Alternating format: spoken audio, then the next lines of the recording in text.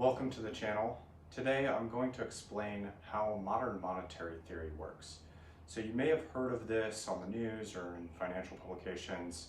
Modern monetary theory is basically a framework to describe how money works. So it's not actually a policy prescription or telling the government what to do, but it's basically saying this is how money works and suggesting ways that we can rethink government policy or spending policy, the ways that we think about money in order to better our world, basically. So I'm going to go through in this video, well, I don't think MMT and modern monetary theory supporters are incorrect in the way that they describe how money works. Unfortunately, what they say says almost nothing about how we should move forward and suggests nothing new about how we could move forward or what the implications are of spending more from the government, taxing more, etc., etc. It's basically a reframing of what we already know about how government spending and taxation works. But before I get into that, I'm going to walk through just what MMT supporters believe about how money works and how government spending works, and then we'll get into why the implications that MMT supporters believe in, like allowing a government to spend as much as they want, are really dangerous in the long run. So the basic point of modern monetary theory is to say that money is not a public good that circulates among free people as a means of exchange, but it's actually a good created by the government through spending and destroyed through government taxation. So to MMT supporters, the government basically has a monopoly on creating money. MMT also differs from traditional economics in the way that it thinks about spending and taxation from a government.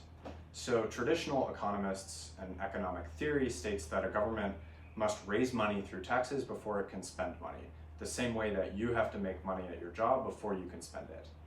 What modern monetary theorists believe is that a government actually has to spend before it can tax, because the government is a monopoly producer of money. So in order to take in tax money in its own currency, it has to spend that money and get it out into the world so that it can tax it back in.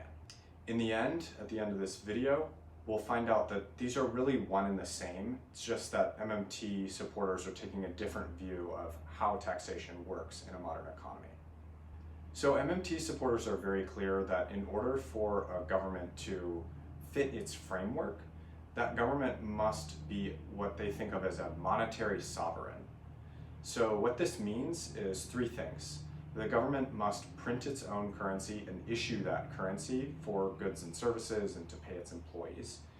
The government must also tax that currency back into its coffers from its citizens. And it must also issue debt in its own currency, which means that when it makes debt payments on the debt it takes out, it's paying in the currency that it can create and print. So, for example, the US government is a great example of this. The US government pays its employees and buys goods and services, buys war machinery, all of that in US dollars, with US dollars. They tax in US dollars, so you have to pay your taxes with US dollars.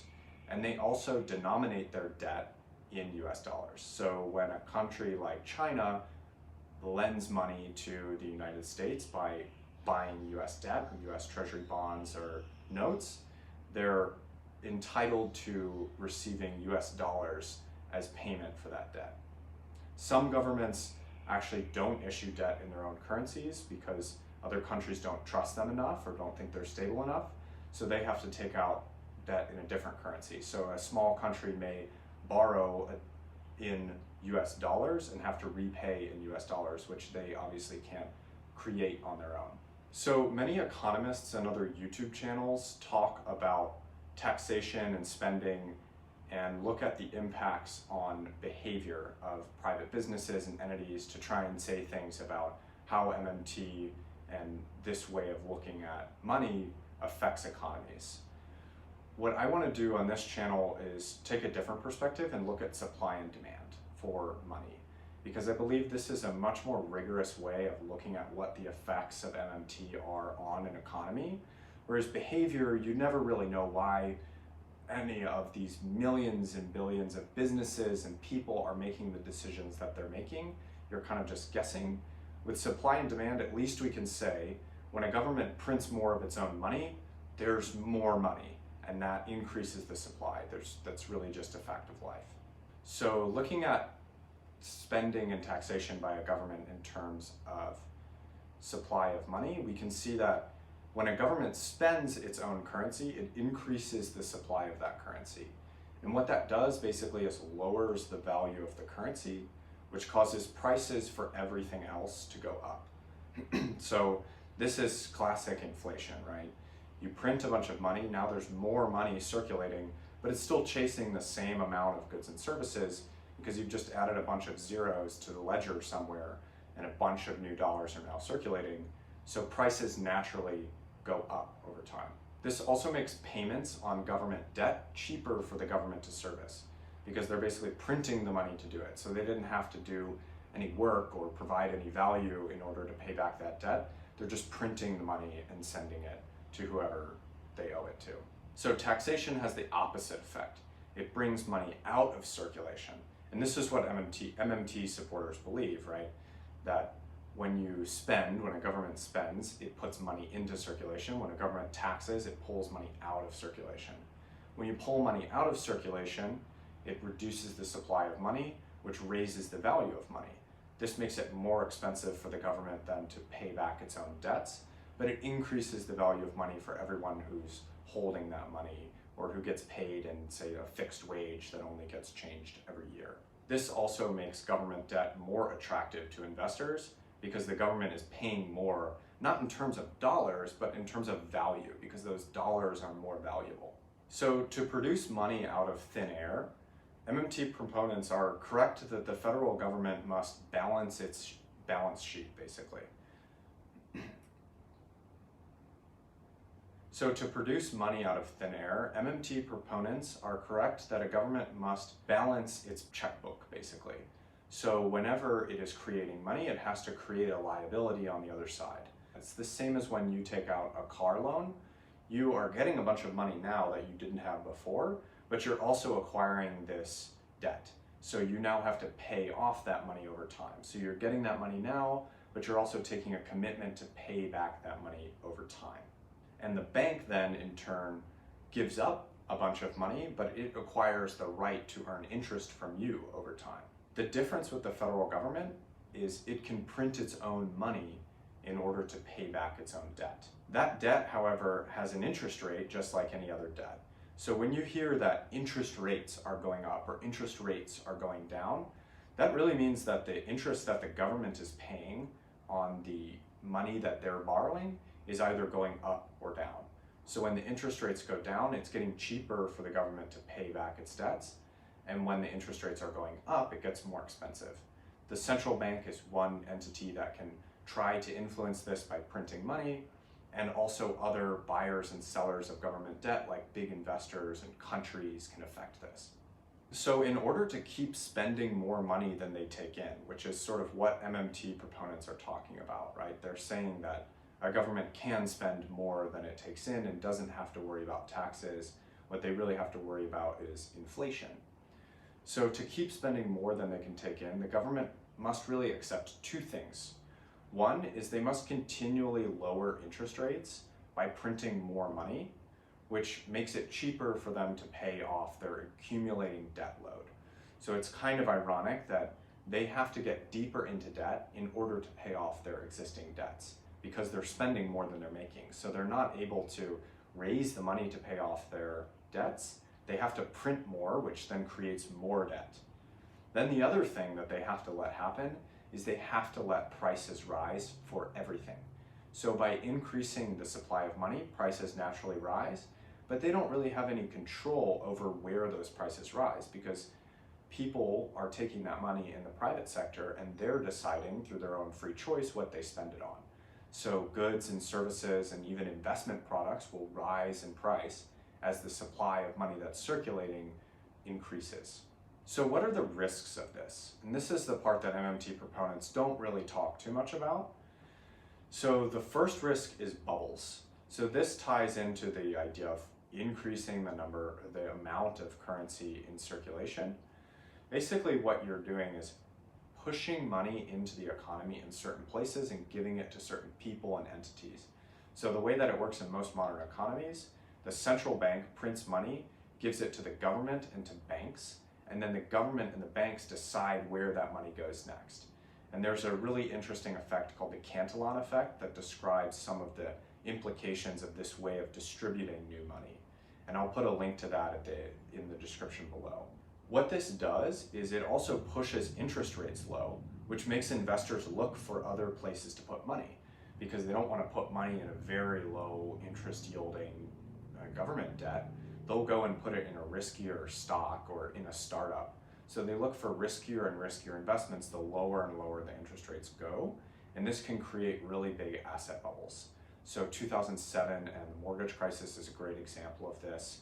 People plowing money into real estate because other types of debt just aren't getting the return that they need, so they think they can get a higher return with real estate. This also explains why Vancouver, for instance, is massively vacant. There's huge amounts of vacant homes that are owned by overseas investors.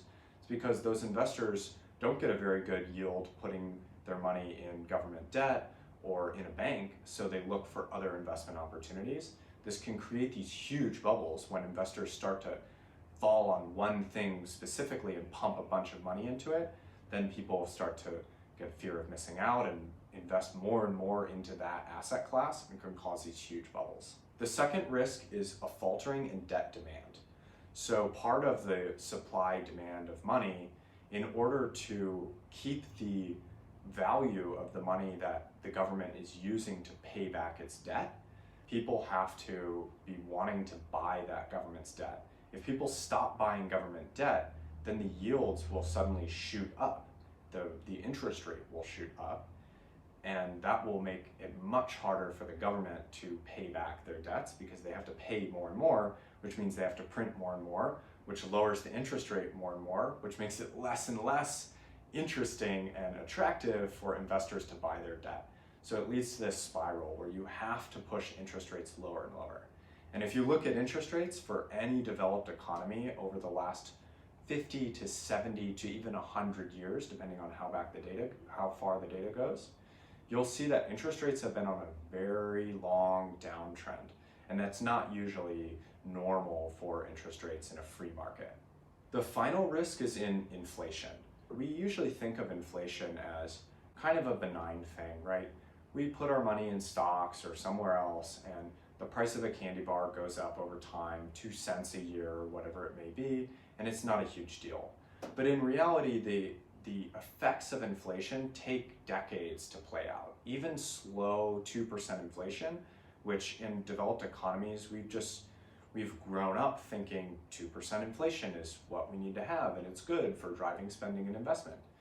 But if you look at how inflation, and especially the Cantillon effect that I mentioned earlier, changes wealth distribution, you can start to see that people who, for instance, earn a sticky wage, so they have one wage all year and then they might get a raise in another year and then get a little bit more. Meanwhile, prices are changing constantly. So the price for everything that they're buying is going up slowly over time. Maybe their rent is also locked in, but their groceries aren't locked in. They have no contract with the grocery store that says, I'm gonna pay this amount for a dozen eggs all year long. Well, my wage is this amount. Those prices are always going up. So you might be making the same, but slowly you're buying less and less and less. And then your wage might jump, but now you're dealing with those climbing prices again. And what this does over time is it saps anyone who's on a working wage or anyone who keeps a large amount of their wealth in dollars because it's lowering the value of that money. On the flip side, wealthier investors or people who are ironically actually deeply in debt are benefited by this system because all that money is going into investment products, and if they're taking out debt, it's also lowering their debt burdens over time. So it incentivizes people to get deeper into debt, and wealthier people are able to actually win out on this system because they put their money in investments, and those investments also rise in price over time as more money enters the economy. So it's a good thing for them. They end up getting richer. What this does creates a huge wealth disparity. So if you look at the top 1% and the bottom 99% from around 1971, when the dollar actually entered this system that MMT proponents are describing, the wealth distribution used to be fairly flat, and now the 1% and 99 just completely diverge. And the 1% are getting richer and richer at a faster and faster rate, whereas the 99% are getting poorer and poorer. And this has something to do with inflation and these effects. And what this ends up doing basically is creating what we've seen in the US, riots in the streets, radical politics and radical politicians on both sides that are coming up with crazier and crazier ideas because people are getting desperate. Most of the 99% are really starting to struggle, but they're not exactly sure why. So they grasp at straws, they grasp at wealth redistribution, communism, and immigration, all these extreme proposals and scapegoats to try and say, oh, it's their fault, or it's the bankers, or it's capitalism that's causing this. But really, it's our money and it's our monetary system. So in short, MMT does a good job of actually describing how our monetary system works. Unfortunately, it doesn't really change anything about how money works, and it certainly doesn't show us that there's a magic money tree. It just kind of rephrases how we talk about money today. So yes, a government can spend before it taxes, but it takes out debt to do that, and it lowers the value of money to do that. So in order to raise the value of money again, it has to tax. So they kind of use a roundabout way to describe the same things we've always talked about, that in order to have a sound currency and a strong government, you need to have that government raise money and then spend it, just like everyone else. There isn't any secret sauce that the government has found that they can suddenly create money out of nothing and there'll be no ill effects from it. And really what they're doing is this rephrasing tries to get popular support behind this idea that the federal government should have a ton of power to decide who the economic winners and losers are in the economy. And what this really means is just that whoever is in power in the federal government, whoever is the politically favored class, they benefit a lot. And they have benefited because we've essentially had this system that MMT is describing since 1971 when the gold standard ended. So today the politically favored class, you could say, are lobbyists and corporations and the wealthy, but that could change to another politically favored class. But in the end, all it really means is that whoever's in power, that 51% that elects the people that are in power, can then change the lives of every other person in the 49% who doesn't agree with that distribution of power.